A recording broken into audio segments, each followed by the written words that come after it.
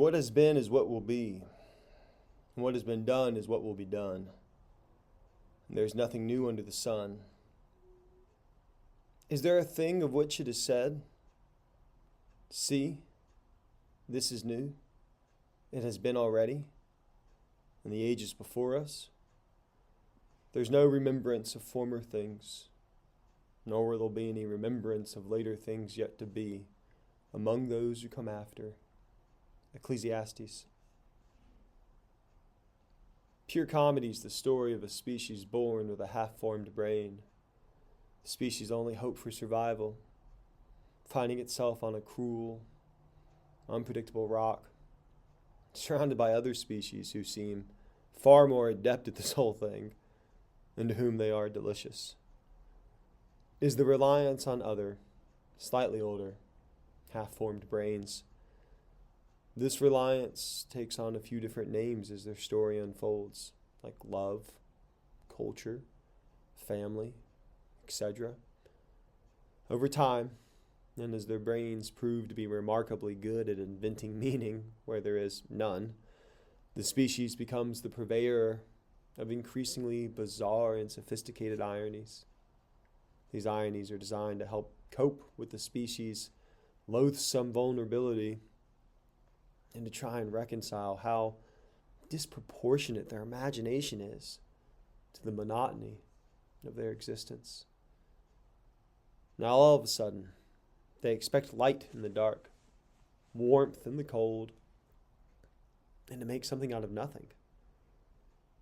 Cooperation among the species to achieve these goals eventually yields a worldview wherein some among the species believe that there are individuals for whom this type of work is maybe ill-suited. The contribution of the ill-suited is more of an abstract, inspirational nature. The ill-suited begin to make subtle distinctions among themselves that extend beyond eaten by a bear, not eaten by a bear, quote unquote. These distinctions involve do-itness, cool face and bodiness, craftiness, etc. An arrangement emerges where these traits can be traded in for better-thanness.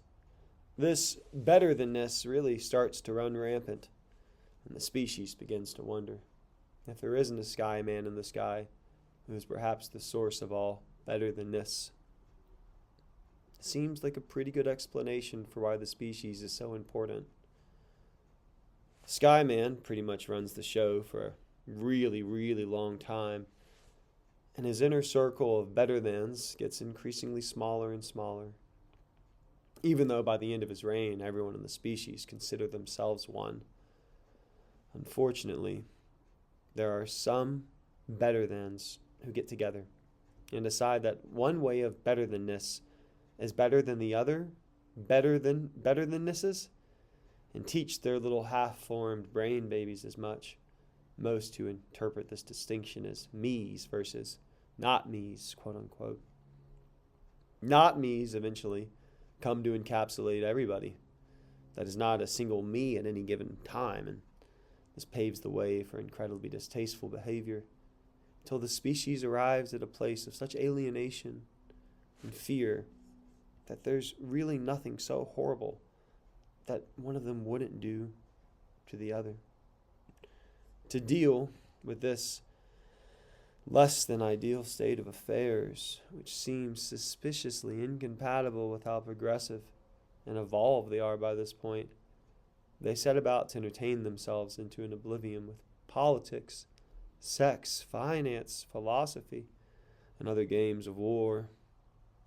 This they do until they are so numb and the idea of any not me is so untenable that they're blissfully incapable of noticing they're already dead. This happens more or less on an infinite loop until the end of time. Something like that. Imagine, if you will, as the album starts, that you're way out in space looking at the earth. And though it's impossible to fall through space, you start to free fall anyway, in the direction of this bright blue marble. For the next 75 minutes, you plummet towards the earth, losing more and more perspective on what an abstract and impermanent place our planet is. How predictably we step on the same rakes, slip on the same banana peels over and over and over through the ages, quickly becoming more and more immersed in this very messy business of being a human, the dubious privilege of being here, the elusiveness of meaning, true love and its habitual absence, random euphoria and the inexplicable misery of others, truth and its more alluring counterfeits, the sophistication of answers that don't make any sense, the barbarism of our appetites, lucky breaks and injustice, faith and ignorance, crippling, mind-numbing boredom, and the terror of it all ending too soon. Before you know it, you've delicately crash-landed, find yourself lying on your back looking up at the stars. If you're lucky, with someone you love, even if it's just for a day, a year, a lifetime. Though just an hour has passed, you have no recollection of what the earth looked like from the far-flung reaches of space, nor how simple it all seemed a matter of minutes ago. I know everyone doesn't feel the same about what's going on right now.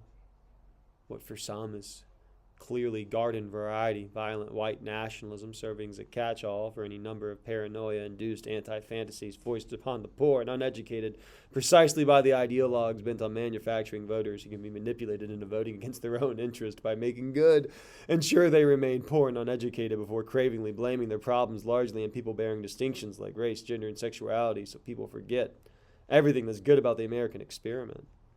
Is to others an opportunity to wrench the country back from the influence of hypocritical corporate tyrants bent on enslaving our minds with spineless liberal rhetoric in order to justify wiping out the jobs of decent people so they can fulfill their fey utopian dreams of an impossible global community designed to profit only its architects, probably banking consortiums, pedophile rings, and definitely the Illuminati. This album does not espouse either of those views. Both of those views take for granted a certain degree of sophistication, or at least a knack for cooperation that I'm absolutely convinced humans do not possess. Not to mention some kind of innate logic to the proceedings here on Earth, which make a much better case for being some kind of demented joke than anything else. The terrifying reality concerning the dilemma above is everything is chaos and no one is really in control of anyone or anything. But what about the well-documented history of humans making life a living hell for other human beings since time began? There is no intellectual, political, or spiritual explanation that will ever satisfy anyone for longer than a moment, least of all this. The only explanation with any dignity. The explanation that appeases both our instincts for compassion and liberation. The explanation that we can either accept and move forward together or keep screaming to our respective heavens, why God? Why? Things are the way they are because this is how we, the human race, want them. This is how we want it. Hold the motherfucking phone, Josh Tillman. You've said and done some stupid fucking things since we've known you. But this is too much. Now the liberals and the conservatives are both outraged because that is a sentiment that is so profoundly insensitive to the ways in which the other side is clearly wrong in objective ways regarding basic decency. But what's the alternative? We either are all complicit in this purest comedy, or the people who aren't to blame are at war with the people who are to blame until everyone is dead. Simple as that. Is progress possible? What does it look like? The conversion of everyone to our respective beliefs? Well, we've seen how that typically goes. And the destruction of everyone who fails to conform? That's not it. The erection of institutions with the power and infrastructure to enforce a rule of law with the good of as many as possible at heart? Not much evidence for that panning out. What I recommend is this. We return to the Vedic cycle and submit ourselves to the likelihood that many of us will end up getting eaten by bears. It's only natural. What if instead of imbuing our expectations for the quality of our lives to include perpetual happiness, dream fulfillment, excessive painlessness, existential certitude, material wealth, and all variety of romantic simulation, we were just grateful for every day that didn't involve getting eaten by a bear? What if progress only meant literally progressing from one day to the next without getting violently dismembered by a 9-foot-tall, 500-pound grizzly? The irony here, of course, is that many more humans than we'd like to think, most of whom are not reading the interminable liner notes to a folk rock album, do live in daily perpetual fear of getting killed by a mammal far more terrifying than a bear. And I think you know the one to which I refer. This form of mammal attack is made all the more nightmarish by virtue of the fact that the mammal in question kills purely ideologically.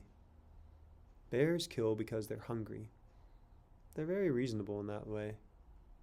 So maybe we should submit ourselves to their authority. Bears we can trust. Bottom line is that as long as we expect to live in such a way, immune to the natural laws of this godless rock that govern everything else here, human existence will continue to be a cruel joke.